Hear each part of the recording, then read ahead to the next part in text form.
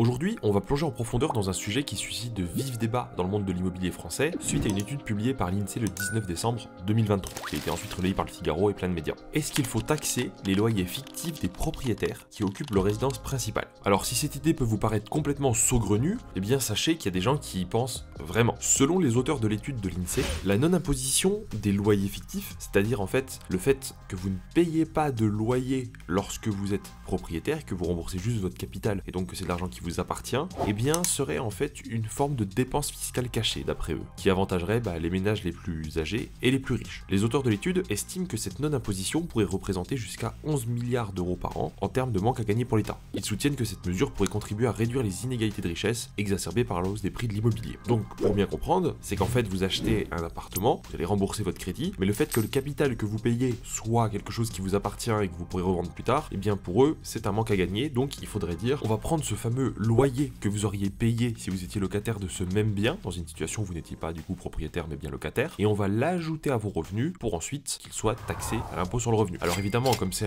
quelque chose de très spéculatif, on n'a pas le détail. Est-ce qu'il y aurait aussi les prélèvements sociaux à payer, comme ça peut être le cas quand on est propriétaire et qu'on perçoit des loyers? Est-ce qu'on serait taxé sur l'intégralité? Est-ce qu'il y aurait des abattements? Bon, comme c'est spéculatif, je peux pas vous donner le détail. Quand bien même, imaginons que vous achetiez un appartement pour lequel vous auriez dû sur le marché immobilier locatif payer 1000 euros par mois de loyer, et bien théoriquement ça veut dire que ces 12 000 euros annuels viendraient s'ajouter à vos revenus et donc vous seriez taxé selon votre tranche marginale d'imposition. Alors là vous pouvez vous dire mais c'est du grand délire, c'est n'importe quoi, c'est l'idée la plus stupide que j'ai entendue, mais sachez que sous des formes un petit peu différentes ça existe bel et bien, et en Europe effectivement le Danemark, la Suède, les Pays-Bas, la Belgique et la Suisse ont un système similaire de loyer fictif et de valeur cadastrale des biens qui viennent rentrer en compte dans leurs revenus. Alors je vais pas rentrer dans le détail, c'est très compliqué, puis en plus je connais pas la fiscalité de tous les pays européens, mais ça existe plus ou moins déjà. Et pire, ça existait déjà en France jusqu'en 1965. C'est ensuite Valéry Giscard d'Estaing qui à l'époque avait monté au créneau pour dire qu'on arrêtait ce système qui empêchait l'accès à la propriété, et même pire, qui coûtait plus cher à l'État que ça ne lui rapportait. Alors vous me dites, comment ça peut coûter plus cher à l'État que ça lui rapporte?